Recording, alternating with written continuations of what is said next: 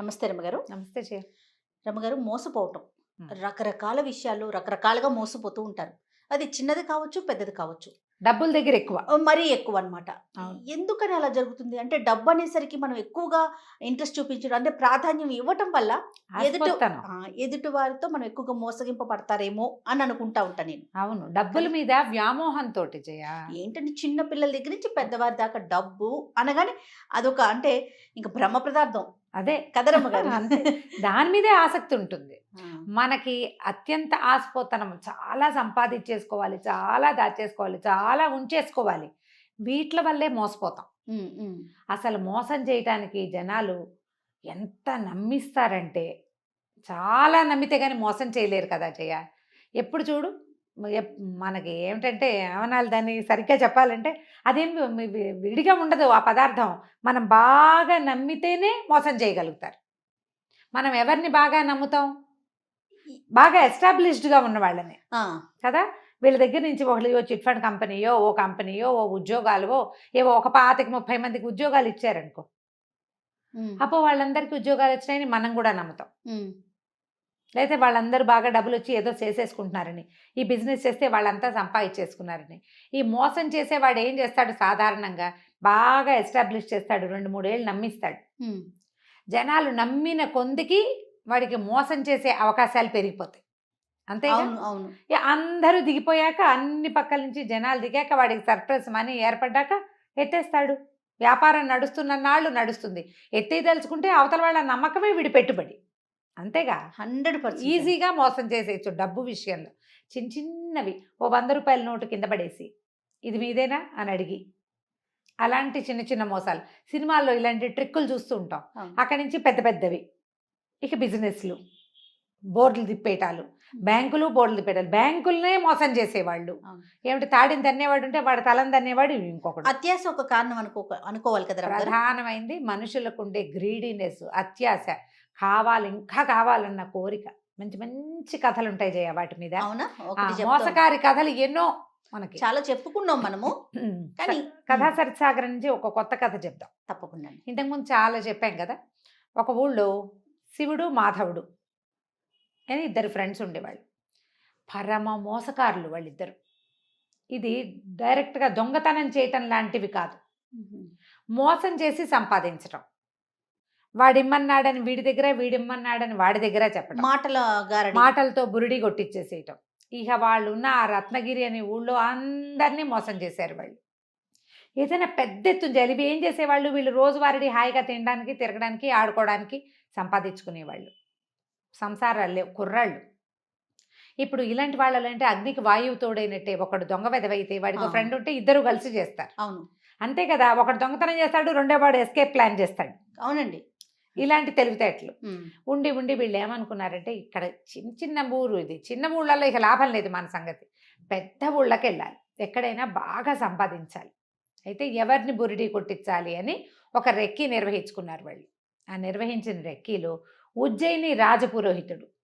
హుహు. ఉజ్జయిని నగరం చాలా పెద్దది. హ్మ్. రాజపురోహితుడికి రాజుగారి దగ్గర బోలెడంత మంచి పేరు. పైగా అతను బాగా సంపాదించాడు. 7 కుండల బంగారు నాణేలున్నాయి అతని దగ్గర అని ఊళ్ళో చెప్పుకునేవాళ్ళు. మహాగ్రీడి పిసినారివాడు. పావలా కూడా పోనిచ్చేవాడు కాదు. ఓ కూతురుంది, పిల్లకి పెళ్లి చేయలేదు. మహా డబ్బు పిచ్చి ఆయనకి. అతన్ని మోసం చేయాలి. కొడితే ఏనుగు కుంభస్థలాన్ని కొట్టాలి. సరే వీళ్ళిద్దరూ ఏం చేశారు? మంచి ప్లాన్ వేసుకుని ఉజ్జయిని నగరానికి వచ్చారు. ఈ శివుడు అన్నవాడు పోయి అక్కడ తపస్సు చేసుకోవటం మొదలుపెట్టాడు. శ్మశానం దగ్గర ఉండటం మొదలుపెట్టాడు. ఓ శ్మశానంలో ఒక శ్మశానానికి దగ్గర ఓ చిన్న గూడు లాంటిది, చిన్న గుడారం లాంటిది తీసుకుని అక్కడ సిద్ధుడిలాగా తపస్సు చేసుకుంటున్నాడు. రోజులు గడిచాయి. జనాలు చూస్తున్నారు. ఎవడో ఇక్కడ ఒక సిద్ధుడున్నాడు, వాడు తపస్సు చేసుకుంటున్నాడు అని. జనాన్ని నమ్మించాలంటే కొంగ జపంలాగా జపం చేయాలి కదా! అయితే ఈ తపస్సు చేసుకుంటున్న వాడిని జనం చూస్తున్నారు. ఇంతలో ఏమైంది? మాధవుడు ఉన్నాడుగా రెండోవాడు. వాడొక మంచి చక్కగా రాజకుమారుడి లాంటి వేషం ధరించి ఒకరోజు వచ్చి శివుడి కాళ్ళ మీద పడ్డాడు. ఒక బాగా డబ్బులున్నాయన ఒకాయన కారు ఆపి అక్కడున్న ఒక గుడిసెలోకి వెళ్తే చుట్టుపక్కల జనమంతా చూడరు మరి? ఆ! కదా! అప్పుడు ఒక ఇంప్రెషన్ వస్తుంది. అబ్బో! ఇంత రాజకుమారుడు అల్లే ఉన్నాడు. వీడెవడో టింగురంగమని రథం దిగాడు. రథాలు కాకపోతే గుర్రం దిగాడు. ఆ! వెళ్ళాడు. దండాలు పెట్టాడు. అంటే ఈయన చాలా గొప్పవాడనమాట. ఈ కుర్రాడు ఈ ఊరు వాడు కాదు, ఉమ్. ఏ ఊరి వాడో ఇక్కడికి వచ్చి దండం పెట్టాడంటే ఈయన ఈ ఊరి వాడు కాదు, అక్కడ ఏదో గొప్ప పేరు తెచ్చుకున్నాడు, ఆయన్ని తెలుసుకుని ఇక్కడికి వచ్చాడు ఈ కుర్రాడు అని చెప్పుకుని జనాలంతా చేరటం మొదలుపెట్టారు అక్కడికి. ఉమ్. బాగా పేరు వచ్చింది. ఉమ్. ఇంతలో ఈ మాధవుడు ఏం చేశాడు, ఊళ్ళోకి వెళ్ళి కొంతమంది జూదర్లని వాళ్ళని ఆకట్టుకున్నాడు. అరే మీకు డబ్బులు ఇస్తాను, మీరు రాజపురోహితుడి దగ్గరికి వెళ్ళండి, వెళ్ళి నేను రాజకుమారుణ్ణని, నాకు రాజుగారి ప్రాపకం కావాలని కోరుకుంటున్నానని, దర్శనం ఇప్పించమని, ఏదైనా ఇస్తానని చెప్పి ఆయన ఒప్పించండి అని. ఉమ్. ఆయన ఏదైనా ఇస్తాను అన్న పాయింట్కి బాగా పడిపోతాడు. అది. లంచంతో జరగని పని లేదు లోకంలో కదా. అవునండి. ఇది పాత ఉజ్జయిని కథల్లో కూడా ఉంది చూడండి రాముగారు. ఏనాటి ఉజ్జయిని నగరం. ఆ. సరే అక్కడి నుంచి ఏమైంది, సరే బాగానే ఉంది. ఆయన ఏం చేశాడు, ఈ మాధవుణ్ణి సరే రానైనా నేను తీసుకెళ్తానన్నాడు. తీసుకెళ్తానని రాజుగారికి ముందే చెప్పాడు. ఇప్పుడు తన ప్రాపకంలో ఒకడు వచ్చి తనకు డబ్బు ఇచ్చి రాజుగారి దర్శనం కోరుతున్నప్పుడు ఊరికే ఎవడో ఏరాగేరెవడు నాకు డబ్బు ఇచ్చాడండి అని ఎందుకు చెప్తాడు? చెప్తాడు. ఆ. చెప్పకుండా రాజుగారికి అతను ఒక ఉత్తమోత్తముడైన రాజకుమారుడని, రాజ్యాలు అవి పోగొట్టుకున్నాడని, రాచరికంలో ఉన్నాడని, బుద్ధిమంతుడని, ఉత్తమ కుల సంజాతుడని ఒక 4-5 మంచి వాక్యాలు చెప్పాడు. ఈ వచ్చిన కుర్రాడు వీడు చక్కటి టిప్పిటాప్గా దొంగ విధవలకి చక్కటి ముఖ కవళికలు ఉంటాయి, వాడు బాగుంటాడు. రాజుగారు చూసి పిల్లాడు చూస్తే ఉత్తమ వంశ సంజాతుడిలాగానే కనపడుతున్నాడు, మరి బుద్ధిమంతుడు, రాజు దగ్గర ఎట్లా ప్రవర్తించాలో తెలిసింది, వీడు సైనికుల ద్వారా వాళ్ళ ద్వారా రాకుండా పురోహితుడి ద్వారా వచ్చాడంటే బుద్ధిమంతుడు కాదు మరి. అందుకని రాజుగారు ఏం చేశారు, ఏదో ఉద్యోగంలో పెట్టుకుని తాను ఉంచుకున్నారు ఆ స్థానంలో. ఉండునైనా ఇక్కడే రాజ్యం అవి, లేకపోతే నువ్వు కూడా మాలాగానే క్షత్రియుడివి, నన్ను ఆశ్రయించి వచ్చావని రాజు తన దగ్గర ఉంచుకున్నాడు. సరే ఈయన ఏం చేశాడు, ఈ రాజపురోహితుడు వీడు ఏ ఊరు నుంచో వచ్చిన రాకుమారుడు కదా, మన ఇంట్లోనే ఉంచుకుంటే వాడి తిండి డబ్బులు అవన్నీ మనకే వస్తాయని ఆశపడి, ఇంకా ఈయనకి రాజపురోహితుడికి డబ్బుకేం కొదవా మరి. అయినా గ్రీడు, ఆ పోయేది కూడా మనకే రావాలని.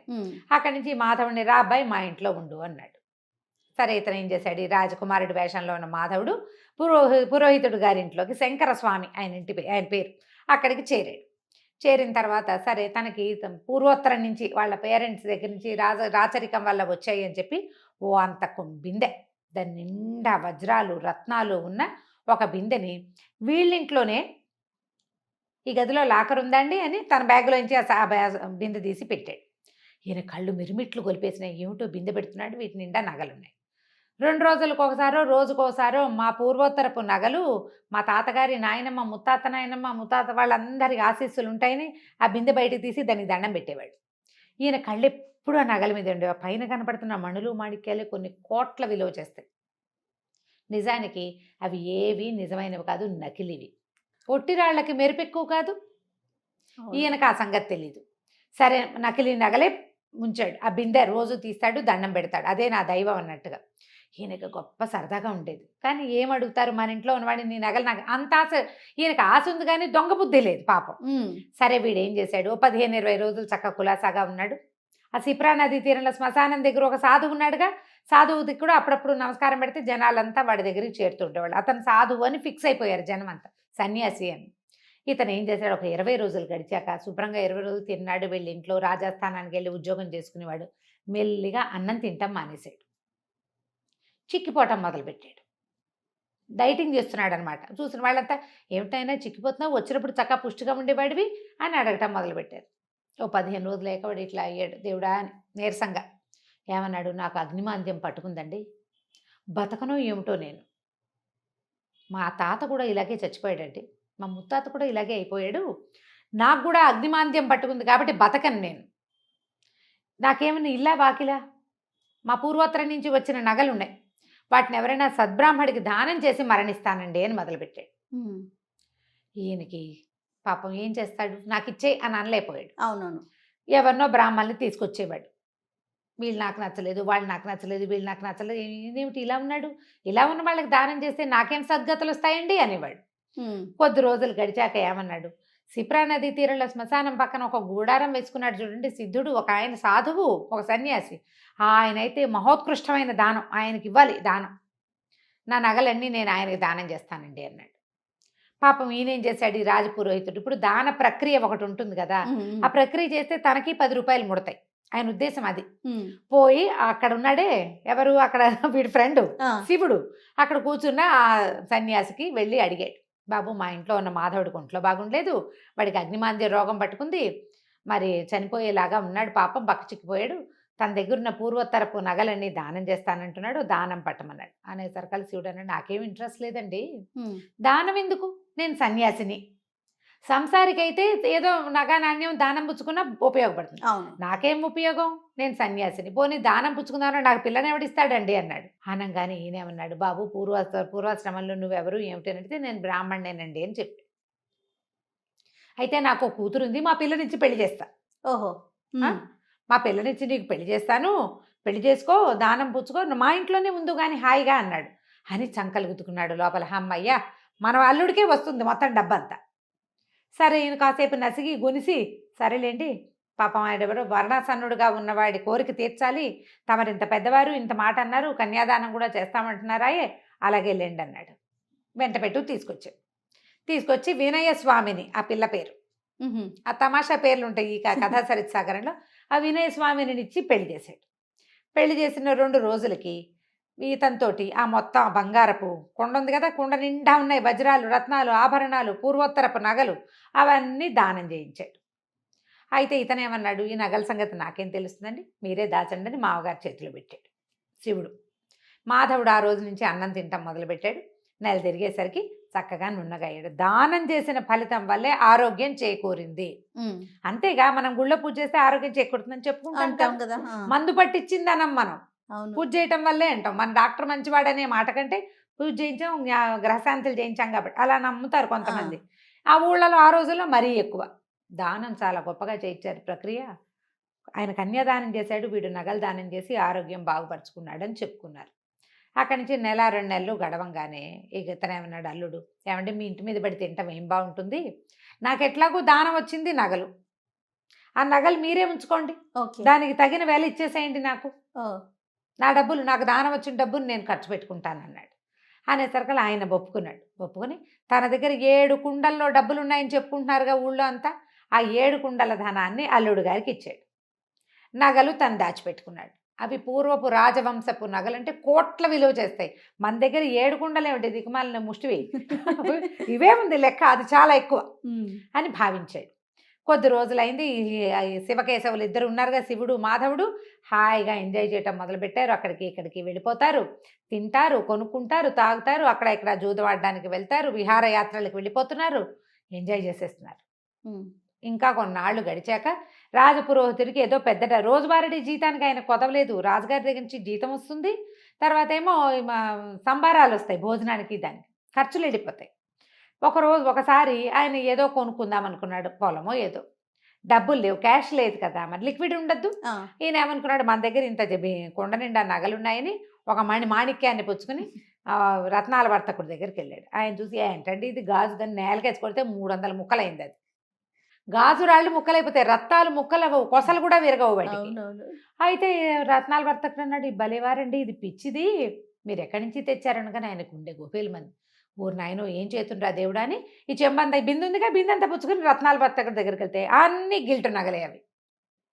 వాడు రోజు బిందె తీసి దండం పెడుతున్నాడు కదా, మెరుపు పెడుతున్నాడు వాటికి, మెరుపెట్టి ఎప్పటికప్పుడు తలతల్లాడిస్తున్నాడు. ఈయన చూసుకునేసరికి అవన్నీ పిచ్చి పిచ్చిగా ఉన్నాయి. రెండోదేమో అన్నీ పిచ్చివే, అందులో ఒక్క బంగారు వస్తువు లేదు. అక్కడి నుంచి పరిగెత్తుకుంటూ వచ్చాడు. అల్లుడిని, తీ నీ నగలన్నీ నువ్వే తీసుకో, నా డబ్బులు నాకేమంటే, ఇంకేం డబ్బులు, నువ్వు నాకు ఇచ్చావు, నేను వాడేసుకున్నావు, ఇప్పుడు నా దగ్గర ఏం లేవు, కొన్ని వ్యాపారాల్లో మదుపులు పెట్టుకున్నాం, మిగిలింది మేము వాడేసాం అనగానే ఈయన మాధవుడి మీదకి తిరిగాడు. నువ్వే కదా నాకు దానం ఇచ్చావు, నువ్వు ఇచ్చిన నగలన్నీ తప్పు, అవన్నీ పిచ్చి నగలంటే నాకేం తెలుసు, మా వాళ్ళు ఇచ్చిన నగలు నాకు తెలియదు అన్నాడు. అనేసరికి లబో దిబోమంటూ ఈ శంకర స్వామి గారు రాజపురోహితుడు రాజుగారి దగ్గరికి పరిగెత్తాడు. ఈ నగలు ఎక్కడవయ్యా అంటే అల్లుడివి, అల్లుడికి ఎక్కడవంటే దానం ఇచ్చాడు, ఎవరిచ్చారు, నేనే ఇప్పించాను. అక్కడి నుంచి రాజుగారు ఈ నేరంలో సంబంధం ఉన్న మిగిలిన ఇద్దరిని కూడా పిలిపించాడు. అల్లుడు ఏమంటాడు, నాకు నగ నాణ్యం ఏమీ తెలియదండి, నేను అసలు సన్యాసిని, ఈయనే దానం ఇప్పిస్తాను అని చెప్పి నాకు పిల్లనిచ్చి పెళ్లి చేసి దానం ఇప్పించాడు. నాకు నగల సంగతి తెలియదని మొదటి రోజునే మా మామగారికి అప్పచెప్పాను లేదా అడగండి అంటే అప్పచెప్పాడు. అక్కడి నుంచి మాధవుడిని అడుగుతారు. మాధవుడు అంటాడు, నాకేం తెలుసండి, నేనేదో రాజస్థానం నుంచి పారిపోయి ఇచ్చేసా, మా తాత ముత్తాతల నాడు ఆ బిందె మా ఇంట్లో ఉండేది, నేను ఆ బిందె తెచ్చుకున్నా, అది బంగారుదో టింగారుదో నాకు తెలీదు, నేనేనాడు వాటిని అమ్మడానికి ప్రయత్నం చేయలే. ఉమ్, పెద్దవాళ్ళ జ్ఞాపకార్థం ఉంచుకున్నా. చచ్చిపోతానని దానం ఇచ్చాను. ఉమ్, అది బంగారం అని భావించి కాదు, మా తాత ముత్తాతల ఆస్తిగా భావించా. అందులో ఉన్నది బంగారమో కాదో నేనేనాడు పరీక్షించాల, నాకు తెలియదు. ఓకే. రాజుకు అర్థమైంది వీళ్ళిద్దరూ మోసకారులే. ఉమ్, మధ్యలో మోసపోయిన వాడెవడు? రాజపురోహితుడు. ఎందుకు మోసపోయాడు ఆయన? అత్యాస. కేవలము రాజపురోహితుడి యొక్క లోభబుద్ధి వల్ల, ఆ కావాలన్న ఆశ కొద్దీ, నాకు మగపిల్లలు లేరు, నాకు డబ్బులు ఎందుకు, పిల్లకి పెళ్లి చేస్తే దాని దారిన అది వెళ్ళిపోతుంది అన్న ఊహ చెయ్యకుండా, నిత్యము రాజస్థానంలో మంచి పదవిలో ఉండేవాడిని, నాకు డబ్బాస్ ఎందుకు అనుకోలే, ఉమ్, ఉమ్, కట్టుకుపోతానా దీన్ని అనుకోలే. చివరికి ఏమైంది? ఆయన ఎప్పటి నుంచో దాచుకుని సంపాదించింది మొత్తం ఊడాయించేశారు. గట్టిగా అడిగితే నీ పిల్ల నాకు వద్దు, వెళ్ళిపోతానంటాడు అల్లుడు. ఉమ్. ఏం చేస్తారు? నోరు గట్టిగా మూసుకుని రాజుగారు కేకలేశారు, అబ్బాయిలిద్దరిని వదిలేశారు. వాళ్ళు హ్యాపీగా ఎంజాయ్ చేశారు. తర్వాత ఇట్లాగే కథలు నడుస్తూ ఉంటాయి. అవును.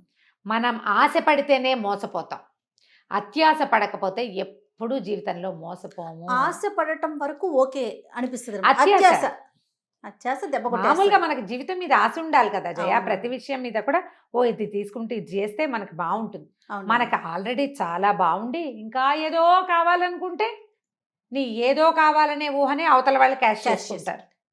ఈ రోజుల్లో ఎక్కువ చూస్తున్నాం కదా రమ్మగారు. మామూలు సైబర్ అసలు క్రైమ్స్ అని, చిన్న నార్మల్ చిన్నవే క్రైమ్స్ అని, మోసాలు చేయ, చిన్న అవును, చిన్న ఆన్లైన్ వాళ్ళనే. మోసాలని. అబ్బబ్బబ్బా! ఏంటి రమ్మగారు, బంగారానికి మెరుగు పెడతామని రావటం, మొత్తం వలిసి వాడి చేతిలో పెట్టడం. అదే. లేకుంటే మీరు ఒక 100 రూపాయలు పెట్టుబడి పెట్టండి, మీకు అది 150 అవుతుందని. కానీ ఎలా 50 రూపాయలు నువ్వు దాని పెరిగిపోతాయి? సంగతి అది చెప్తున్నావు జయ. కోటీశ్వరులు ఒక లేడీని నమ్మి ఇంకా ఎక్కువ వడ్డీ కోసం, మరి ఆవిడ ఎన్ని కోట్లకి కుచ్చుటోపి పెట్టి వాళ్ళకి డబ్బులు తక్కువ, చూడండి. ఆ కోట్లకి ఇంకా కోట్లు రావాలన్నదే అత్యాశ కాదు. హాయిగా ఉన్నది ఎంజాయ్ చేస్తే సరిపోతుంది. అది ఎంజాయ్ చేయలేరండి, చేయలేక చేయలేకపోతారు రమ్మగారు. చేయలేరేమో మరి. ఇప్పుడు ఈ పైనుంచి వచ్చింది మాత్రం ఎలా ఎంజాయ్ చేస్తావు? నువ్వు ఉన్నదే నువ్వు దాచుకోలేకపోతుంటే. ఎక్కడికెక్కడికో ఊహించుకుంటారండి, ఊహించుకుంటారు. తరతరాలు కూర్చొని తినాలని అనుకుంటారేమో బహుశా. రైట్ రామ్ గారు, దాని మీద చాలా కూడా బాగుంది. మళ్ళీ మంచి కథ ఉంది, చెప్దాం మళ్ళీ. అవునా? తప్పకుండా. రైట్ రామ్ గారు, నమస్తే. నమస్తే జయ.